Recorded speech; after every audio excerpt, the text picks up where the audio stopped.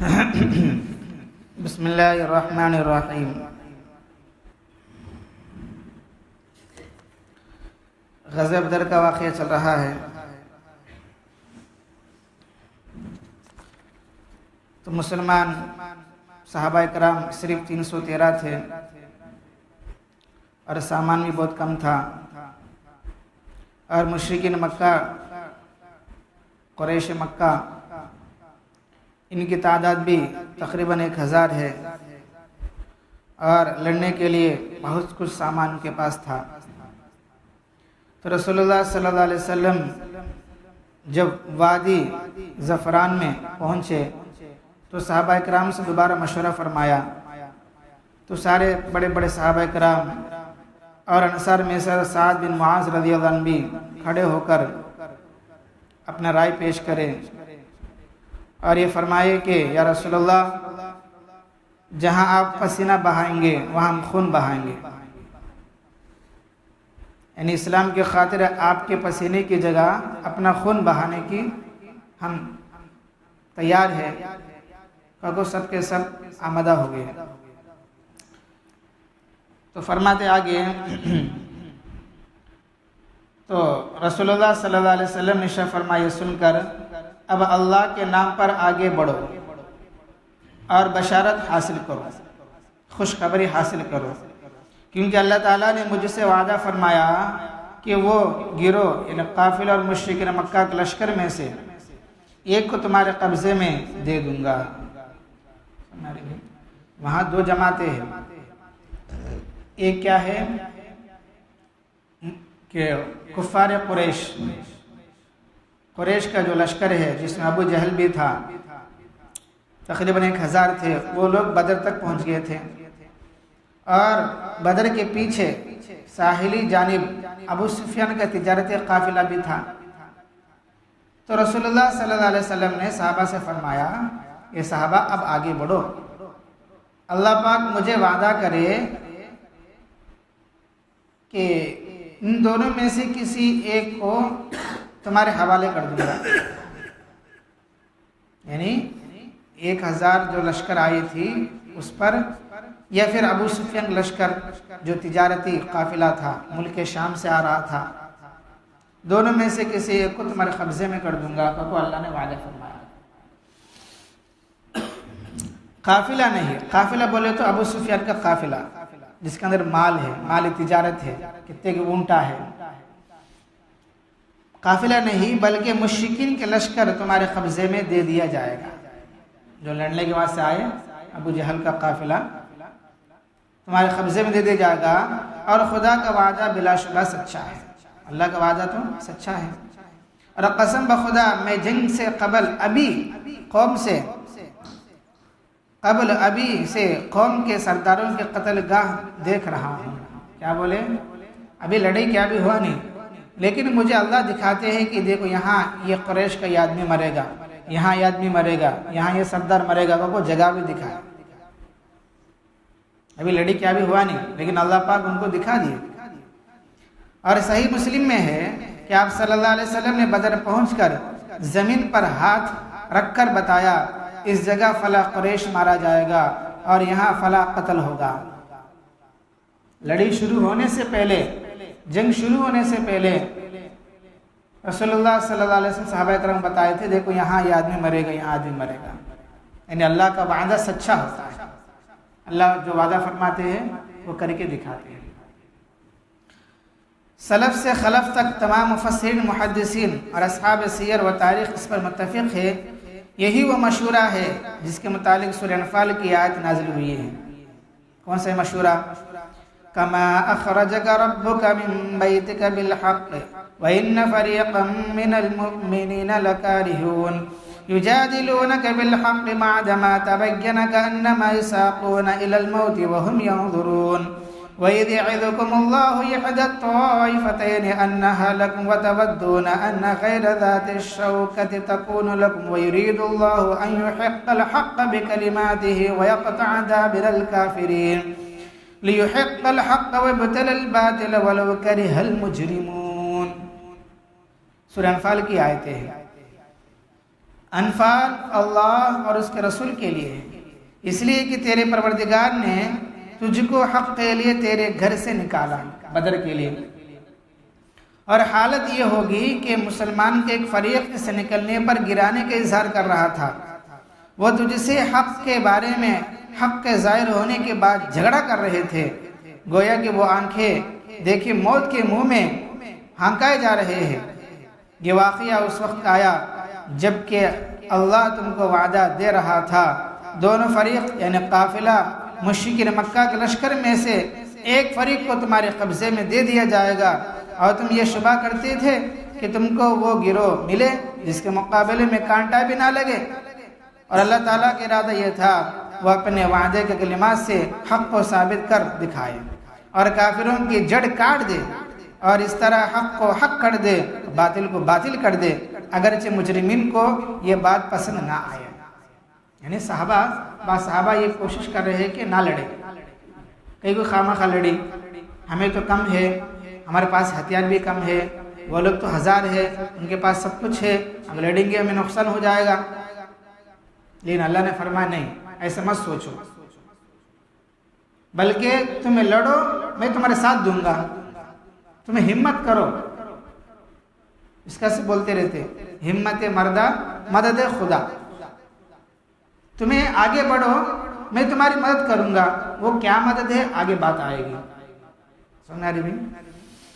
اب مسلمان آگے بڑھے، وہ مشورہ ہوا، اب وہاں سے آگے بڑھے، کہاں بڑھے؟ بدر تک۔ بدر کنویں کا نام ہے۔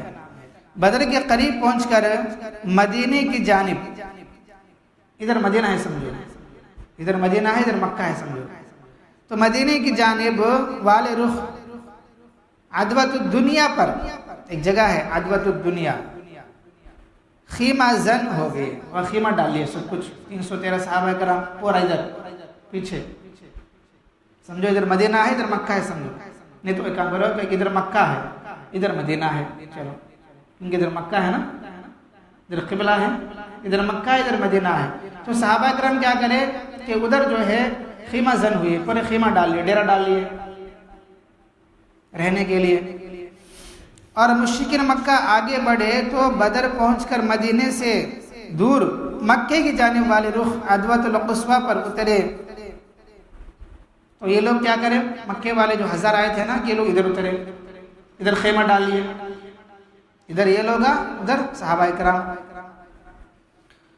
تو جنگ کا نقشہ اس طرح بنا ہے کہ مسلمان اور مشرکین بالمقابل تھے، مسلمان ادھر ہے، مشرکین ادھر ہے، ادھر مکہ ہے ادھر مدینہ ہے۔ اور ابو سفیان کا قافلہ اس وقت ساحل کی جانب نیچے نیچے مشرکین کے لشکر کی پشت پر سے گزر رہا تھا۔ ابو سفیان کا قافلہ کیا ہوا، ملک شام سے ہو کر ہلکا ہلکا پیچھے سے مکہ جا رہا تھا، وہ بدر پہنچا نہیں، بدر کے پیچھے سے ابو سفیان کا قافلہ جا رہا تھا، یعنی جو 1000 کا لشکر ہے اس کے پیچھے سے سمندر ہے، اس کے جو کنارے جو ہے چھپ کے وہ جا رہے تھے مکہ، ابو سفیان کا قافلہ۔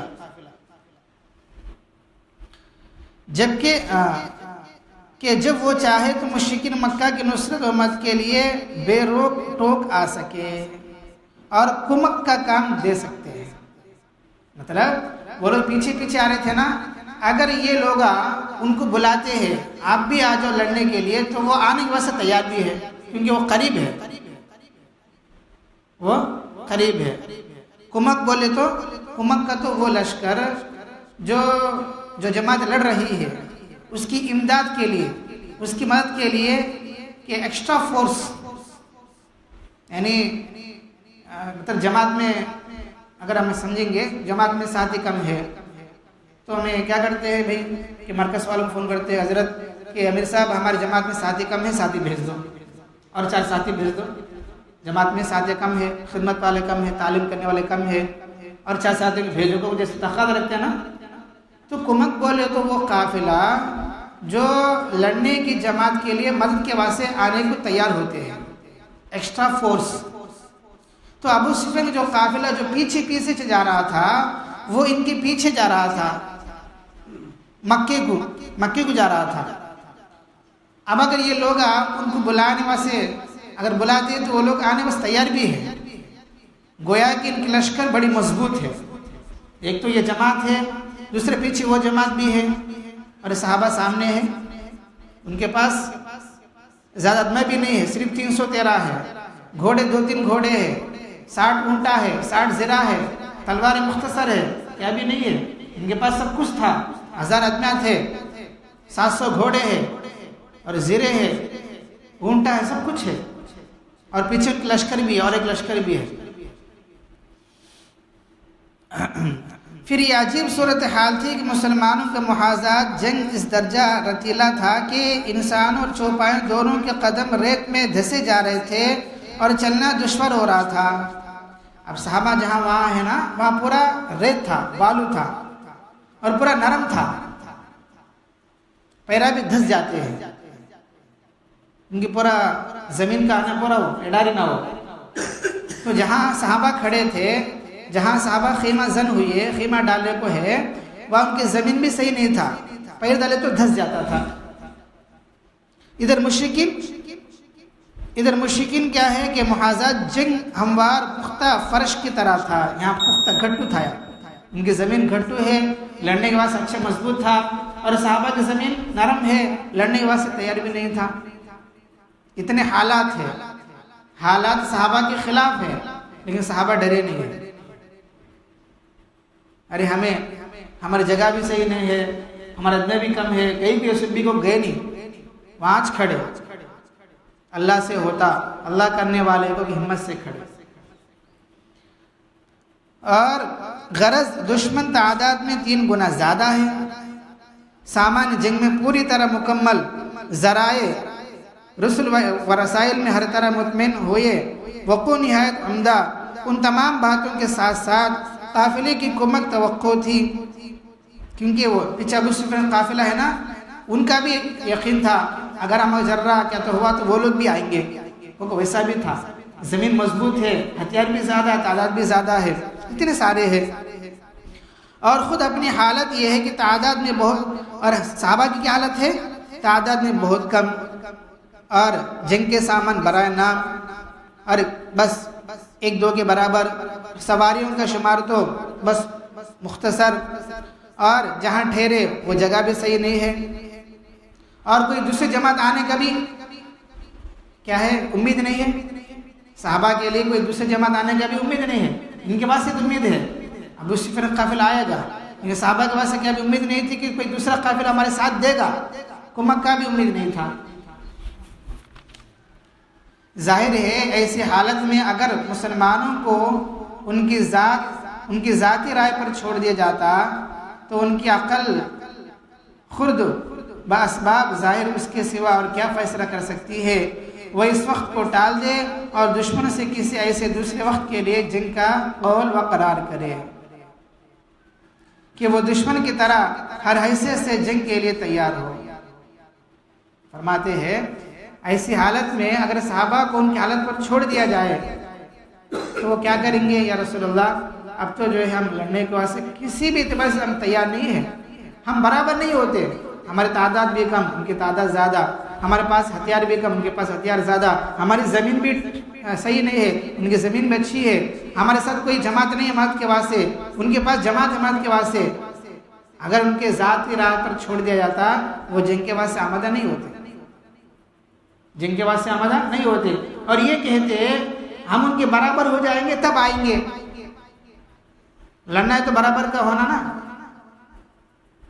لیکن چنانچہ اسی بنا پر مسلمانوں نے وادی زفران میں شورا کے وقت ابتدائی یہی کہا تھا، جب مشورہ ہوا تھا تب یہی کہا تھا کہ رسول اللہ ہم کیا لڑیں گے، چلے جائیں گے واپس. مگر وحی الہی کے ذریعے وہی تھا، اللہ نے فرمایا کہ نہیں لڑو، میں تمہارے ساتھ دوں گا. ایک تو ہمارا عقل ہے، ہمارے سوچ ہے، ہمارا دماغ ہے، دوسرا کیا ہے؟ اللہ کا وعدہ. یہاں بات سمجھنے کی ہے، اگر آدمی کتنا بھی کوشش کرے، اگر اللہ کی مدد نہیں ہے تو سب کوشش ناکام ہوتا ہے. اگر ہماری کوشش کیا بھی نہیں ہے لیکن اللہ کی مدد ہمارے ساتھ ہوتا ہے تو اللہ پاک ان لوگوں کو غالب فرمائیں گے اور ان کو فتح بھی دیتے ہیں.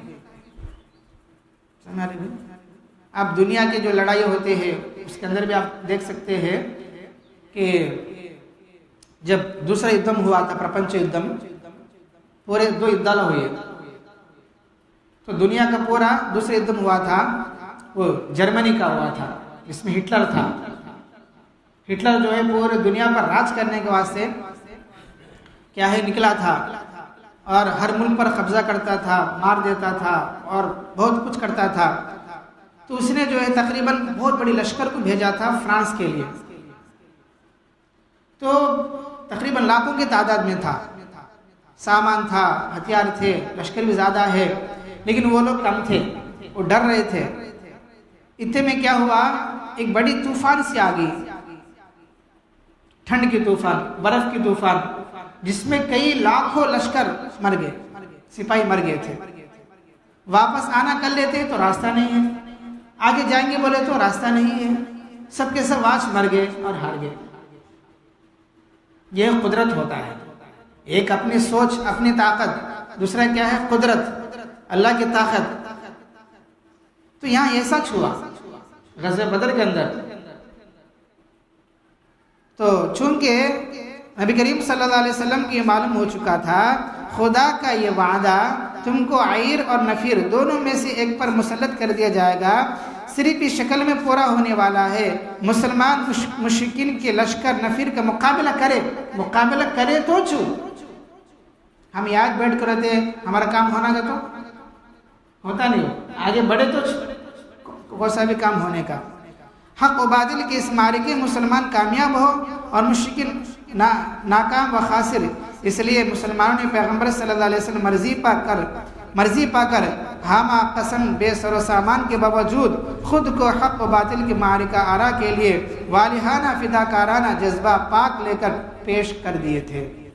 یعنی نبی کے باتوں پر یقین کرتے ہوئے، بس ہماری سوچ تو ہے، ہمارے دماغ تو اس کو چھوڑ کر سارے صحابہ کرام نبی کی باتوں پر یقین کر اللہ کے وعدہ پر یقین کرتے ہوئے آگے بڑھے. اب انشاءاللہ صحابہ کی تعلیم میں جو اللہ کی مدد کیسی آئی، اللہ کی جو مدد ہے وہ کس طرح آئی اور کس طرح جنگ شروع ہوا، پھر کیا کیا حالت پیش آئے، انشاءاللہ صحابہ کی تعلیم بات آئے گی. اللہ تعالیٰ اس دعا ہے اللہ پاک ہم سب کو عمل کی توفیق عطا فرمائے. الحمدللہ رب العالمین، انت السلام ومنک السلام، تبارکت یا ذا الجلال والاکرام. رب اعنی علی ذکرک وشکرک وحسن عبادتک. لا الہ الا اللہ وحدہ لا شریک لہ، لہ الملک ولہ الحمد وہو علی کل شیء قدیر. اللہم لا مانع لما اعطیت ولا معطی لما منعت ولا ينفع ذا الجد منک الجد. اصبحنا واصبح الملك لله رب العالمين. اللهم انا نسألك الخير من هذا اليوم وفتحه ونصره ونوره وبركته وهداه، ونعوذ بك من شر ما فيه وشر ما بعده. سبحان ربك رب العزة عما يصفون وسلام على المرسلين والحمد لله رب العالمين.